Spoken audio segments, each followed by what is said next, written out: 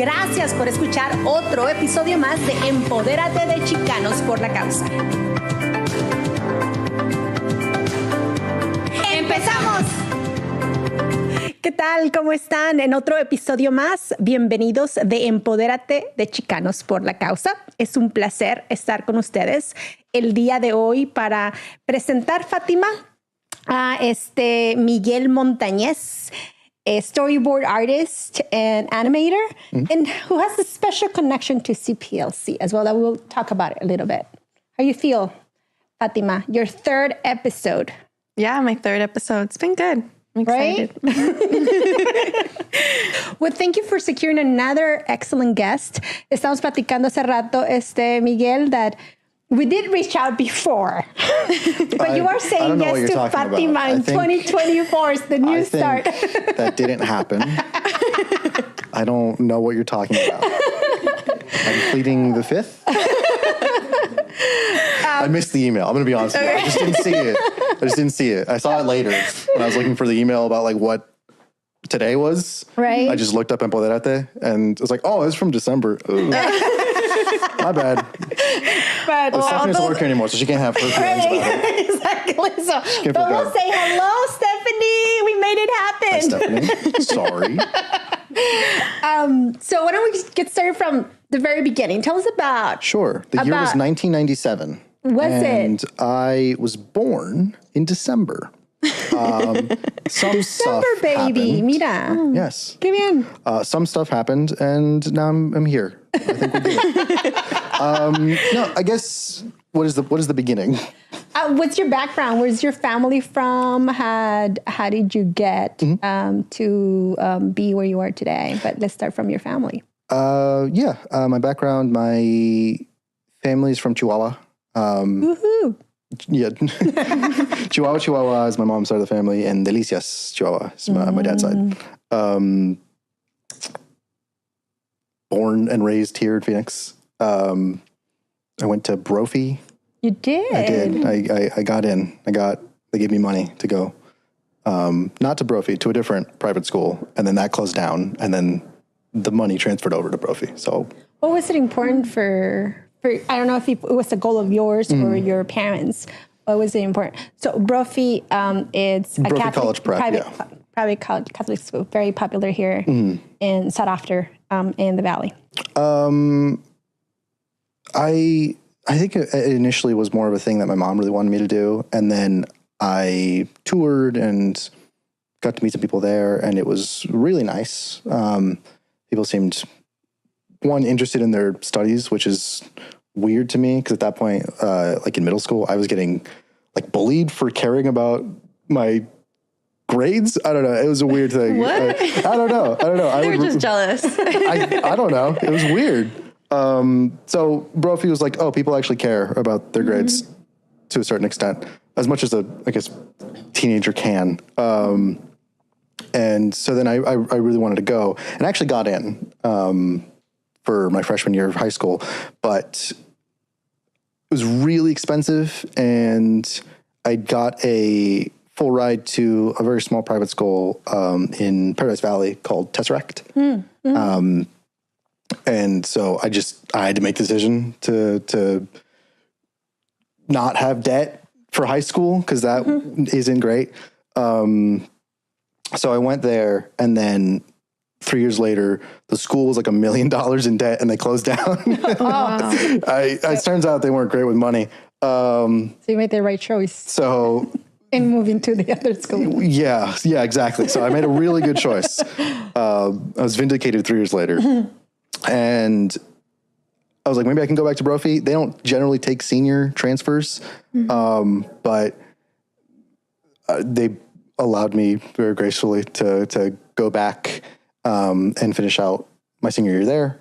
Then I went to ASU. I got the CPLC scholarship. So that's, I guess, where CPLC comes into the picture. Yeah. But before CPLC, the expectations of you getting to a private school with a full ride, it's not, I don't think is the natural path that you would expect initially for, parents of immigrants. It's not like your parents, at least what I know of Cynthia, no creció con una herencia o con una posibilidad, pero miró la educación un futuro para ti. Yeah, but knowing her. And that's Cynthia is mom. My mom's name is Cynthia Aragon.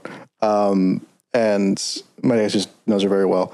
My mom's always been like really driven. I was saying earlier that I think a lot of my stick-to-itiveness, I don't know, comes from my mom, just watching her problem solve and like figure things out from a very young age.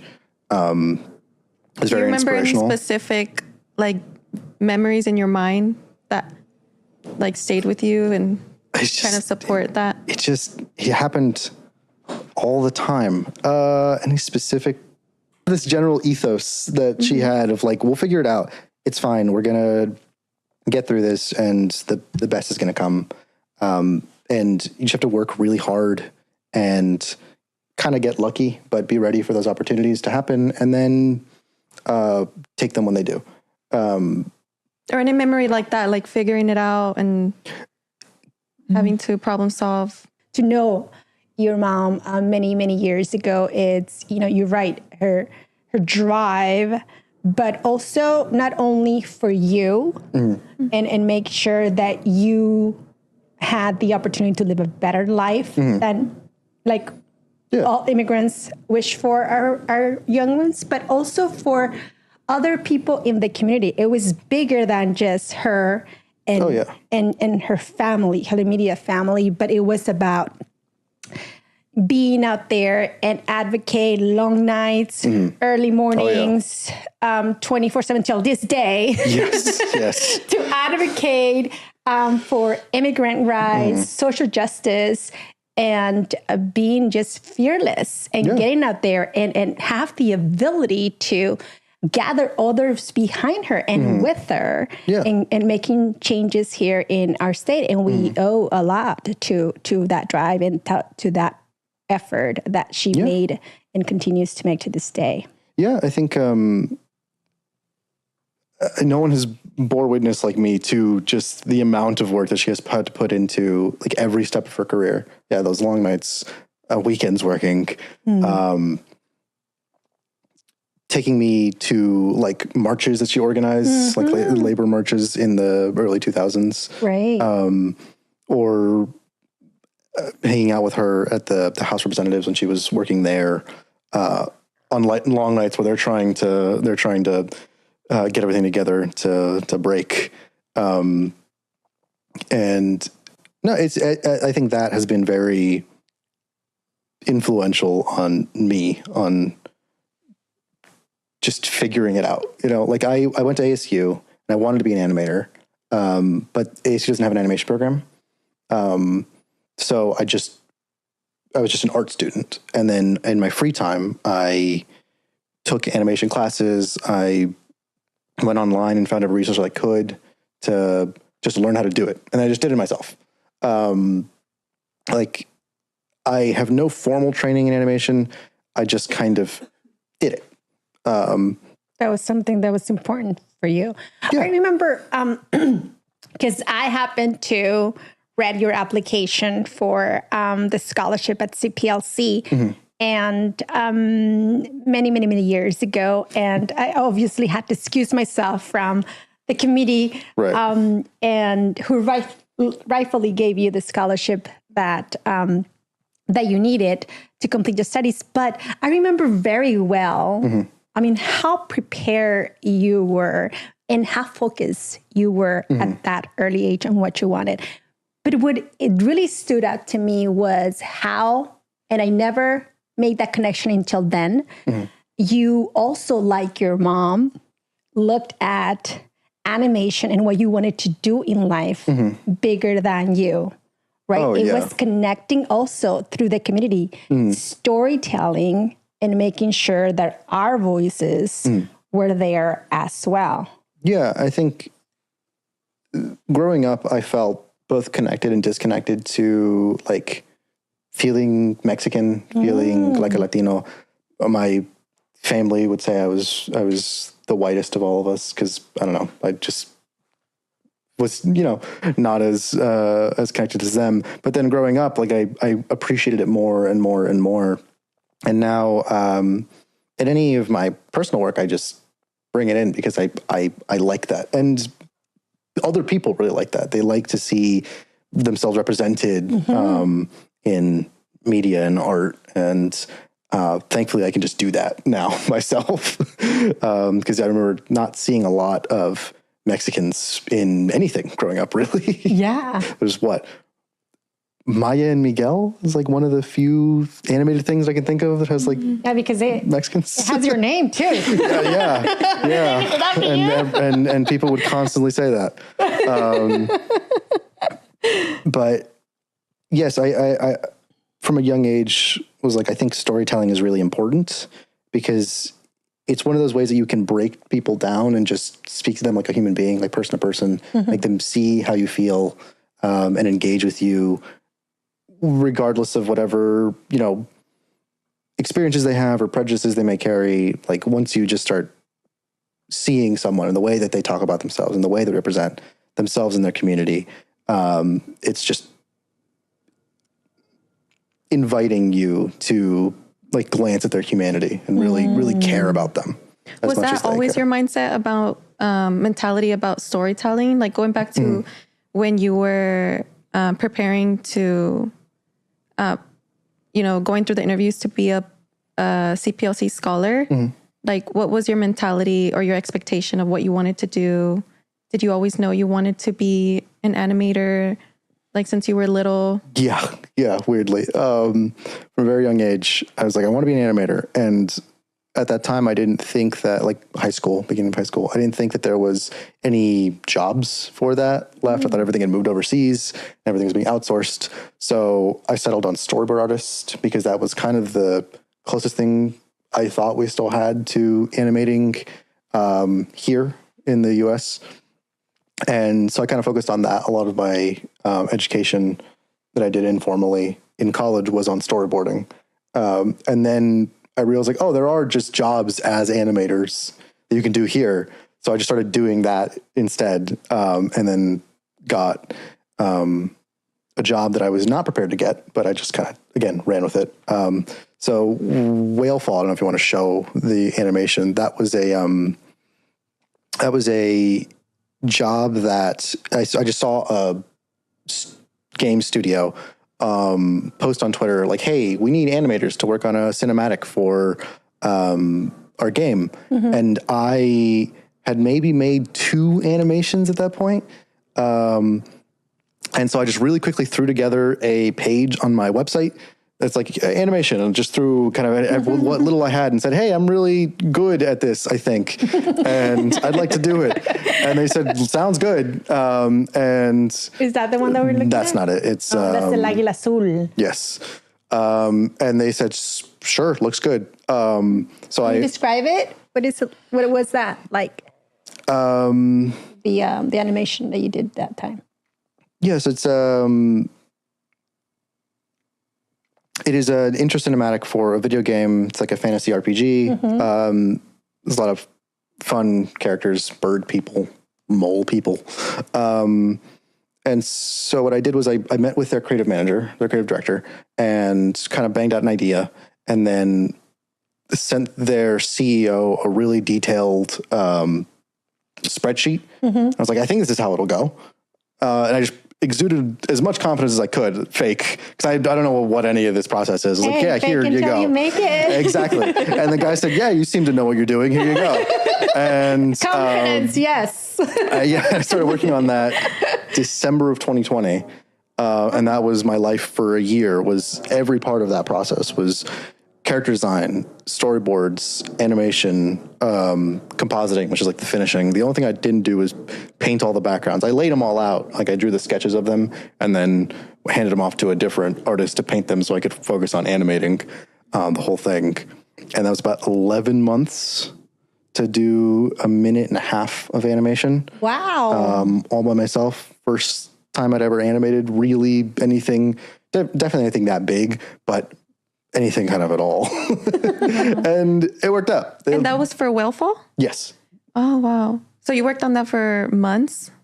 A year, yeah. A year, almost a year? Yeah. And Waterfall is the project, your first project, but it was not because of your fault, but because of the production, it didn't end up... The game was unfortunately canceled, yeah. The game... And how did you, like, process that? It was canceled like a year and a half later or something. They because they had a partnership with Nintendo. And there was some hiccups that came up, and then the game never came out. But my animation did make it into an Xbox showcase for Xbox games. So it was still really cool to see people like get to see my animation and enjoy it. Unfortunately, the game just kind of didn't work out on their end, and it is what it is. Even though it wasn't your fault, like, did it still affect you? Like, like the disappointment from it not making it out for other people to like enjoy your art? I kind of had a feeling it wasn't going to work out. Oh, really? Not while I was working on it, but a little bit afterwards. I was still like keeping track of the progress, and I was like, oh, it's not. What do you feel like could have been done differently? Not spending all that money ahead of time to make, because they were kind of working on the entire game all at once, and then trying to kickstart it later. I was like, if you just made a little bit of it and really polished it, and then got the Kickstarter to make the rest of it, then you wouldn't have burned through so much money. I don't know. It seemed like it was very much a passion project for everyone at the studio who was working on it. But it was a lot of people's first game. And I think it was way too big for a first game. It was insanely big. But it's still a great reminder of like it being your first project and just like believing in yourself and having that confidence when you didn't really have that much experience, but it was a gambit for sure. Like I just kind of went for it, and it worked out for me. I mean, I finished the animation. They were really happy with it. I got a lot of experience out of it. I got experience with the entire like part of the pipeline of the process from start to finish. And then I was just kind of without a job for a little while. I was just working on my own animations, trying to just do personal work. And then that's interesting. So like, tell us so then that's when you worked on Waterfall, and then you were floating for a bit. Yeah. And then that's when you went into getting where you're currently employed now at Powerhouse Animations. Yeah. Yeah. So while I was working on Waterfall, that was a fairly grueling schedule because it was just me doing everything, and it was freelance. So you just kind of work until it's done. It's really late nights. Didn't get to see my girlfriend very often. It was just like just zoned in on working. Yeah, exactly. And so by the end of it, I was really burnt out and really tired. And that's why it was not hard for you to let go. Yeah. I had let go months before it was done. You're like, well, it's them, not me. I did my job. Yeah. I was done with it. I'm really proud of what I made, but I was just like so tired. So for those of us that are not familiar in the gaming world or storyboarding or animation, it takes a lot of time. Walk us through the process of just creating something new and how the inspiration comes in the first place, or is it always just specifically assigned to you and then you look at it, or you do specific, you take a specific process to then figure out this is where I want, and then how that process follows, because you talk 11 months for, and we don't, others outsiders in the gaming world didn't know how much work you just see it behind it. It's a minute and a half. You're like, all right, cool, done. Astounding. I'm like, so is that typical? It's not typical it takes that long. It took that long because I was one guy. Okay. Usually if you have like a whole team, it goes a little bit faster because multiple people are doing the different steps at the same time, right? I couldn't, work on character designs and animate at the same time. So where you would have kind of several layers of production stacked on top of each other, I have to just do them all linearly. You asked me about process. Your process? Yeah. It depends on whether it's a personal thing or whether it's a something for a client. So where I work now, everything that we do is for clients. We're a boutique studio. So clients come to us and say, hey, I want a trailer for a video game, or a trailer for a video game, or a trailer for a video game. Because we mostly do trailers for video games. There's also some other stuff in there. Cinematics for video games. A lot of it's advertising stuff. Going back to like Powerhouse Animations, like how your current job there now, I really wanted for you to share, or I'm hoping if you can share about your story about how you got employed there. I feel like it's really inspiring, and really teaches our audience to like put themselves out there, even though they feel like they might feel like if they're like artists like you and they feel like no one's really watching or really listening to what they're doing. You made a bold step in like posting something on Twitter that caught on. Yeah, so it was after I was done with Waterfall. I was really tired. I took a little break, and then I was just animation and art is a thing that I just do to relax. It's just a thing I've always done in my idle time. So I was like, I'm done with this project. What do I do now to chill out? Well, obviously I work on another project, and I again, whole process, animated, cleaned up. In animation, Águila Azul, I don't know if you have it up. We can cue Águila Azul. It has... There it is. There it is. So that was just... Is it a robot? It is a robot. It is a robot. It's a boy and a robot. If you know me at all, I just like robots a lot. I'm guessing you were a fan of Transformers? Yeah, I still am a fan of Transformers. And what kind of style is it for those that are listening to? It is kind of a retro anime style, quick little animation of a boy in like a big round robot. It has motorcycle parts for legs, punching a vaquero with a metal arm. And that was an idea I had a long time ago, and then I just wanted to animate a little bit from it. So I just spent some time in my free time, and then I posted on Twitter. At the time, most of my like followers on Twitter were people who like animation or kind of in the industry. And so it got passed around, and like 2 different people from my work sent it to our producer. And they reached out and said, hey, this looks really cool. Would you like a job? It was like, to interview for a job. I was like, that would be very cool, actually. Thank you.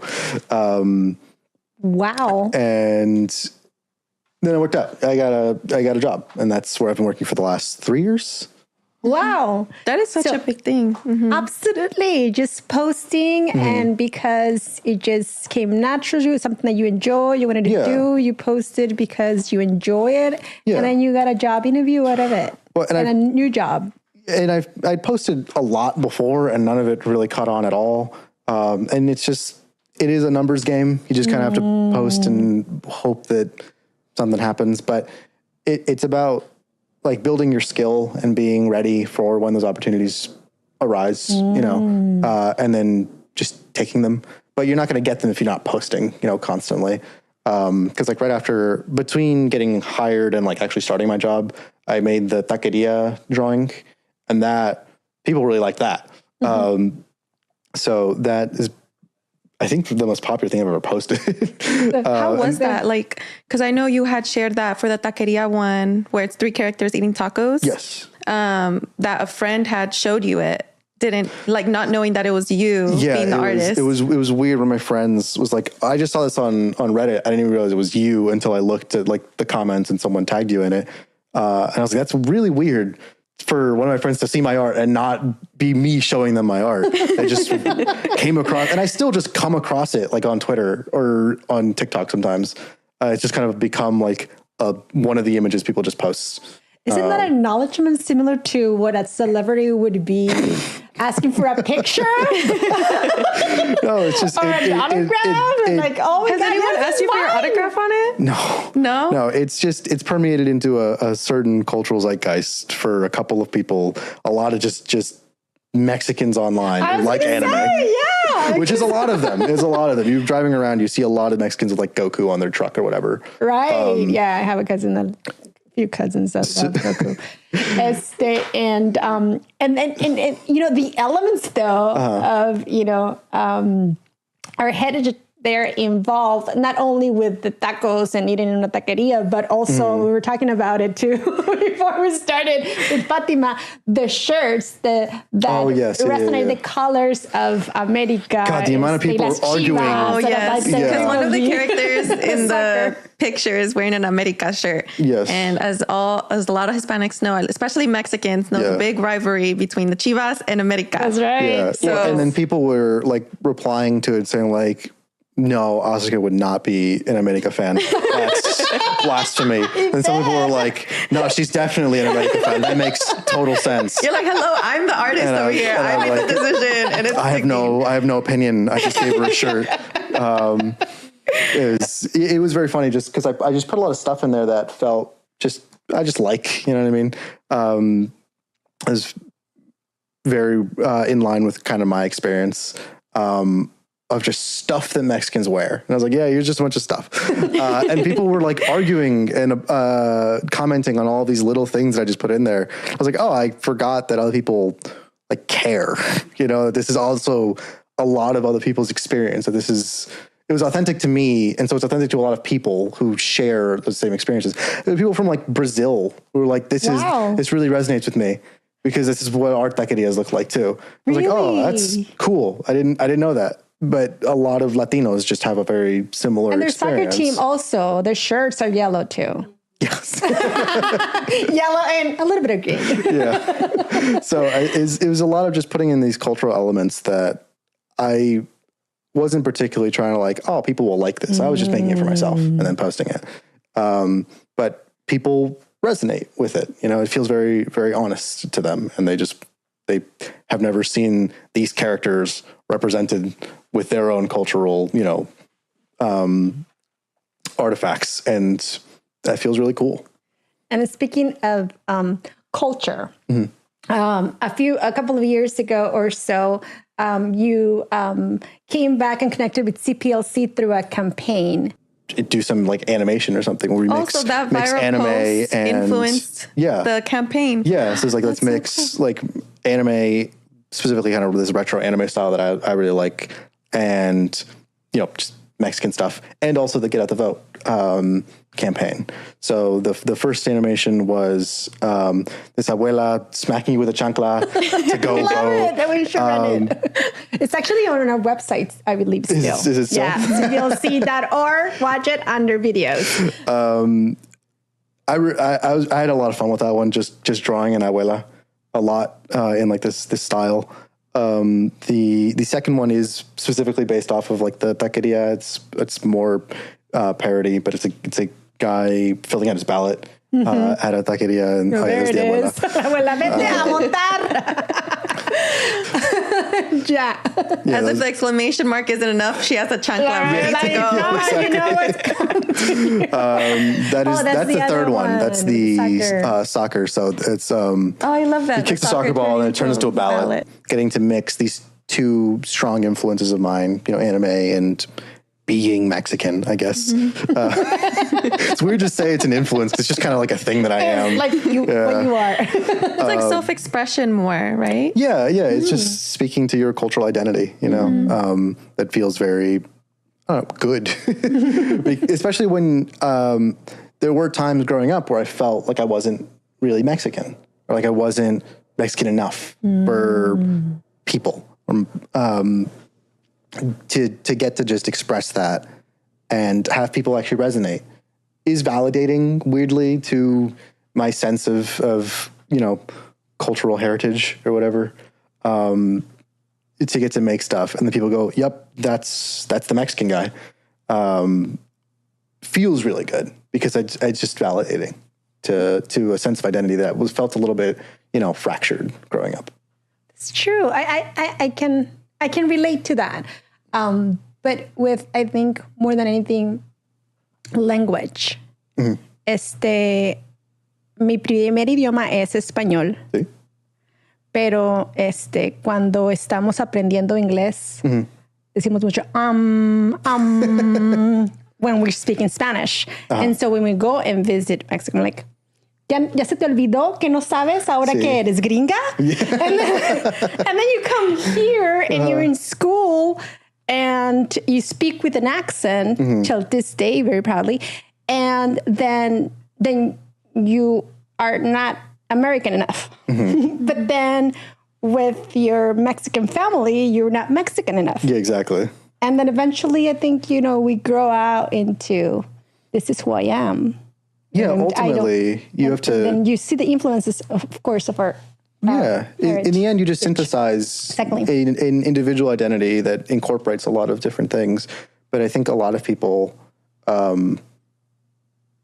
they so firmly identify with, like, this thing is me and this thing is us, that if you start to deviate from it too far, losing a little bit of the accent or, like, speaking a little bit differently, then they're like, well, you're not real. Maybe to validate, themselves as being real by saying you're not, or just as a joke that they don't realize is hurtful or something. But I don't know, just you eventually have to just live with yourself and learn to I don't know, just love that you are the way you are and exist. I think we're more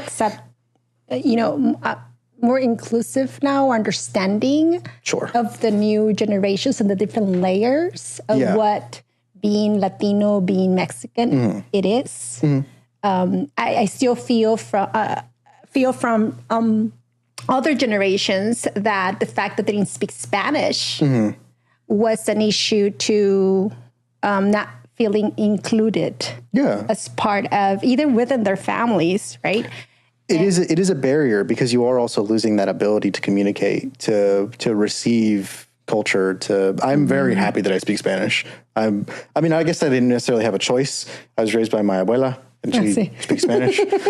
My mom speaks Spanish. ¿En casa se habla español? Hey. By any chance, does your grandma look like the lady in the chancla? No. Just wondering. No. My grandma looks very different. I made sure not to make it look like my grandma because I didn't want her to yell at me. Say, ¿qué es eso? No soy yo. No tengo el pelo. No te voy a dar queso menonita, sino el queso fundido de Chihuahua. No, that was a more just prototypical, like, idea of an abuelita. Pero sí es cierto. But yeah, I think there is a bit of a disconnect to feeling like you can't as much, like, engage with and receive that culture. You still are Mexican. You still care. I think you're Mexican as long as you genuinely care about the culture and about engaging with it however you can. And maybe you learn some Spanish if you want to, and you probably do want to, if you care. But it's not a mark against you or anything, because it's not points on a board. Yes, exactly. that eventually you hit a threshold of Mexican, because it just doesn't matter. It's everyone has their own identity they have to synthesize from these things. So it's true. Miguel, te vemos muy serio y así muy calmadito, but we want to know what it is that te le da sazón a tu vida. ¿Qué es lo que haces to relax or have fun? I draw a lot. I'm not joking. I stop working and then I start drawing, which is what I do for work too. That's just what I've always done. I got in trouble in school for drawing. How do you separate that, like fun drawing versus work drawing, but then still having it as a passion, but then also getting paid for it? It's harder and harder every day because stuff you do for fun, you then post, and then posts can get you money or work. So, like, technically even for fun drawings are also work drawings. it's a weird confluence of well, then a fun drawing was what got you your job too. exactly. Yeah. But then you start making things for fun, like for work, and there's a weird pressure on it, and they turn out worse because you're thinking about them too much. I try and just like keep things that I draw for myself. Sometimes I'll post them, but I don't make them with the intention of posting them. It's just like, I'm just drawing because I want to. And it feels different. Like it does feel different to work on something that is like your job. Like anytime I'm working for work, I have to clock in. I have specific directions from, my director and character sheets that I have to follow and budget to think about, and I have to think down the line to the next person that's have to take care of this shot, to think about the compositor and the background artist, especially if I'm like storyboarding. So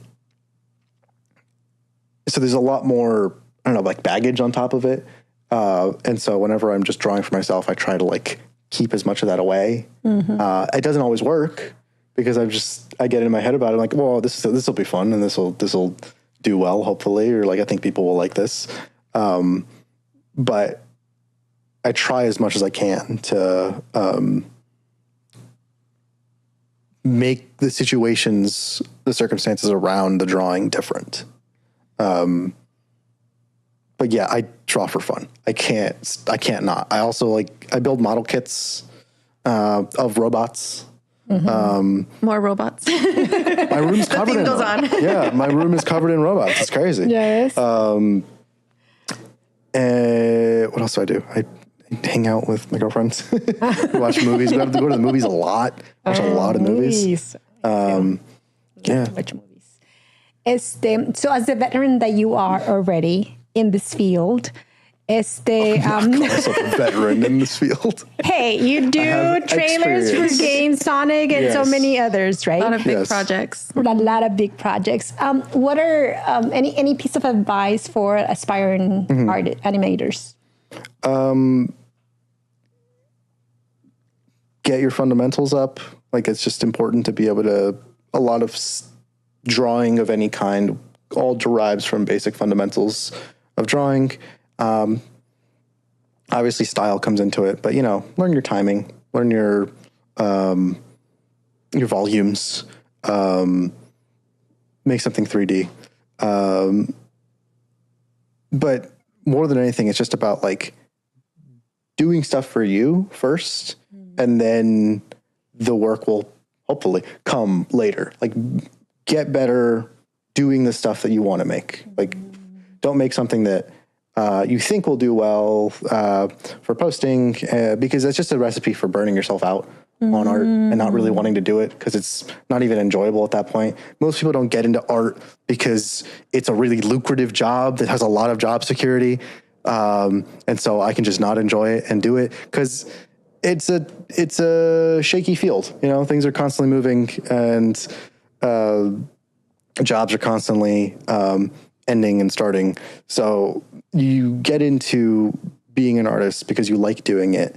And so if you try and get a job by posting things that you don't like to do, you're going to get jobs that you don't want to do because people will hire you to do what they see you doing and posting.